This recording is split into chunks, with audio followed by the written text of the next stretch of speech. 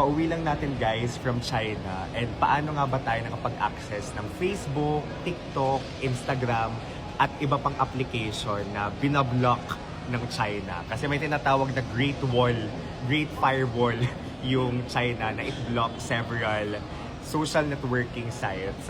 So tayo, we were able to access this even without VPN kasi usually mag-install ka talaga ng VPN to access this websites and applications. Pero tayo, ang ginawa natin, gumamit ako ng eSIM guys na binook ko sa Klook. Hindi natin kailangan mag-download ng VPN to access these websites and application.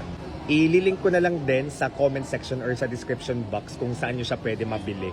So from here, eSIM, and then mainland China. Tapos, ito unlimited yung sinelect ko guys. Make sure guys na yung bubuk ninyo ay yung ito nakalagay siya, no VPN required. And seamlessly, I was able to access Facebook, TikTok, Instagram.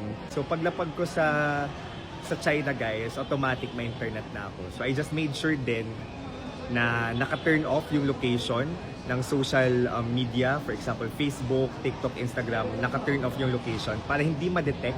So punta kayo sa settings, never akong connect sa Wi-Fi guys. So I just made sure na yung gamit ko lang na internet ay yung eSIM natin.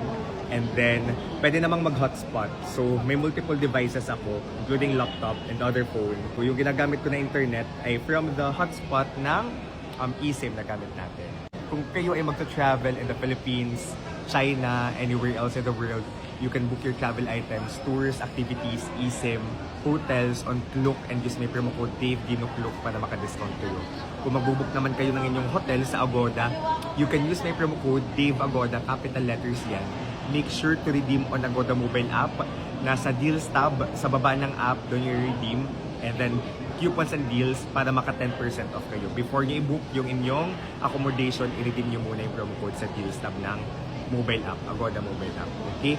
And hopefully, maging valid ulit yung promo code natin for activities sa Agoda. But for your reference, it's Kuripot Agoda. Nag-expire na siya. So baka by the time na mapanood nyo to, valid ulit siya. Yun lang. So enjoy China guys. Kaya siya. Okay, kaya siya.